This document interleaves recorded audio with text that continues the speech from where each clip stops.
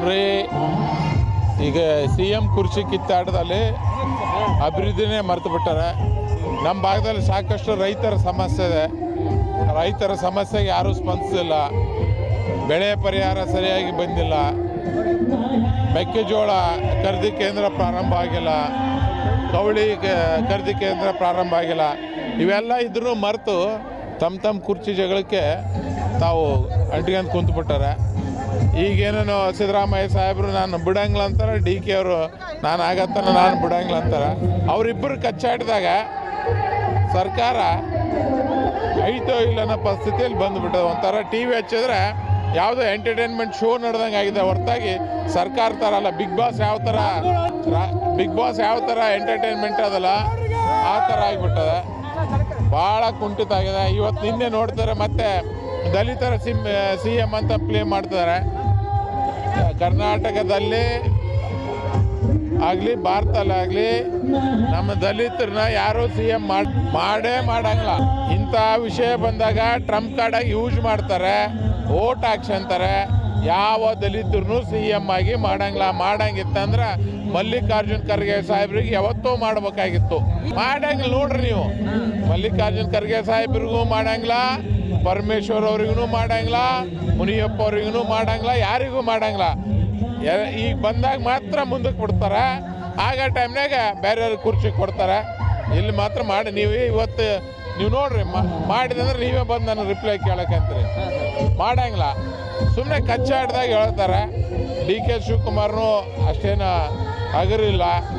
ಅವರು ಸಿದ್ದರಾಮಯ್ಯ ಸಾಹೇಬರು ಇಳಿಸಿದ್ರು ಅಂತಂದ್ರೆ ಕಾಂಗ್ರೆಸ್ ಪಕ್ಷ ಅದೇನು ಉಣ್ಬೇಕು ಉಣ್ತದೆ. ಪತನ ಯಾರು ಮಾಡಕ್ಕೆ ಹೋಗನ್ರಿ, ಕೋಮಾ ಸ್ಟೇಜಿಗೆ ಹೋಗ್ತದೆ. ಪತನ ಯಾರು ಮಾಡಕ್ಕೆ ಹೋಗಲ್ಲ. ಈಗ ಆಲ್ರೆಡಿ ಸರ್ಕಾರ ಕೋಮಾ ಸ್ಟೇಜ್ನಾಗ ಅದ. ಕಾಂಗ್ರೆಸ್ ಪಕ್ಷನೇ ಕೋಮಾದಾಗ ಹೋಗ್ತದೆ. ಈಗ ನೋಡ್ರಿ ಅವ್ರು ಹೈಕಮಾಂಡ್ ಇಷ್ಟೆಲ್ಲ ಕಚ್ಚಾಡ್ತಿದ್ರು, ಒಂದು ಏನು ಸ್ಟೇಟ್ಮೆಂಟ್ ಕೊಡೋಕೆ ರೆಡಿ ಇಲ್ಲ, ಗೊಂದಲ ಬಗೆಹರ್ಸೋಕೆ ರೆಡಿ ಇಲ್ಲ. ಏನೋ ನಾಳೆ ಕೆಲವ್ರು ಅವ್ರ ಮನೆಗೆ ಇವ್ರು ನಾಷ್ಟಕ್ಕೆ ಹೋಗ್ತಾರೆ, ಇವ್ರ ಮನೆಗೆ ಅವ್ರು ನಾಷ್ಟಕ್ಕೆ ಹೋಗ್ತಾರೆ. ಏನು ಬಗೆಹರ್ಸ್ತಾರೆ ಯಾರು? ಇಲ್ಲಿರುವಂಥ ಶಾಸಕರು ಅವ್ರು ಬಗೆಹರಿಸ್ಬೇಕಾಗ್ತದೆ. ಈಗ ಆಲ್ರೆಡಿ ರಾಜಣ್ಣವ್ರು ಎಲ್ಲರೂ ಹೇಳಿದ್ರೆ ಹಂಗಿತ್ತಂಬರ ಎಲೆಕ್ಷನ್ಗೆ ಹೋಗಮು, ನಿಮ್ಮ ನೇತೃತ್ವ ಹೋಗಮ್ಮ, ಗೆದ್ದ ಮೇಲೆ ಭಾಗಮ್ಮ ಅಂತ ಹೇಳ್ತಿದ್ದಾರೆ. ಅವ್ರವ್ರ ಪಾರ್ಟಿ ಕಚ್ಚಾಟ ಅವ್ರದ್ದು. ಬಟ್ ಏನಾದರೂ ಕಾಂಗ್ರೆಸ್ ಹೈಕಮಾಂಡ್ ಮಧ್ಯೆ ಬಂದು ಒಂದು ತೀರ್ಮಾನಕ್ಕೆ ಬಂದರೆ ರಾಜ್ಯಕ್ಕೆ ಒಳ್ಳೇದಾಗ್ತದೆ. ಇಲ್ಲಾಂದ್ರೆ ರಾಜ್ಯಕ್ಕೆ ಎಲ್ಲ ಕುಂಠಿತ ಆಗಿಬಿಟ್ಟದೆ. ಯಾವ ಕೆಲಸಗಳು ಆಗ್ತಿಲ್ಲ. ನೋಡ್ರಿ, ನಾವು ಪೂರ್ಣಾವಧಿ ಇರಬೇಕು ಇರಬಾರ್ದು ಅಂತ ಅನ್ನಂಗಿಲ್ಲ. ಅವ್ರು ಪೂರ್ಣಾವಧಿಗೆ ಸರ್ಕಾರ ಆಗಿ ಒಂದು ಸೈಡಾಗಿ ಎಲ್ಲರೂ ಗೆದ್ದಿದ್ದಾರೆ. 140 ಸೀಟ್ಗಳು ಬಂದಿದ್ದಾವೆ. ಅವರೇ ಕಚ್ಚಾಡಿ ರೋಡಿಗೆ ಬರೋಂಥ ಕೆಲಸ ಮಾಡ್ತಾ ಇದ್ರೆ ನಮ್ಮ ಪಾರ್ಟಿಯವ್ರದ್ದು ಏನು ಕೈವಾಡದೆ? ಅವರೇ ಕಚ್ಚಾಡಿ ತಾವು ಕಚ್ಚಾಡಿ ರೋಡಿಗೆ ಬರೋಕತ್ತ. ಅವ್ರ ಪಾರ್ಟಿ ಸಮಸ್ಯೆ ಅವ್ರು ಬಗೆಹರಿಸ್ಬೇಕು. ಹೈಕಮಾಂಡ್ ಅವರಿಗೆ ಇಲ್ಲ ನೀವು CM ಆಗೋ, ಇಲ್ಲ ನೀವು CM ಆಗ್ಬೇಕಂತ ಅವ್ರು ಬಗೆಹರಿಸಂಗಿಲ್ಲ. ಹಿಂಗೆ ಕಿತ್ತಾಡಿ ರೋಡಿಗೆ ಬರೋಂಥ ಕೆಲಸ ಆಗ್ತದೆ. ಸಿಂಪಲ್ ಆಗಿ ಹೇಳ್ತೀನಿ ರೀ, ಸಿದ್ದರಾಮಯ್ಯ ಸಾಹೇಬ್ರನ್ನ ಕಾಂಗ್ರೆಸ್ ಪಕ್ಷದವ್ರು ಇಳಿಸಿದ್ರಂದ್ರೆ ನಮ್ಮ BJP ಪಕ್ಷವರು ಯಡಿಯೂರಪ್ಪ ಸಾಹೇಬ್ರಿಗೆ ಇಳಿಸಿದ ಏನು ಗತಿ ಬಂತು ಅದು ಕಾಂಗ್ರೆಸ್ಸಿಗೆ ಬರ್ತದೆ.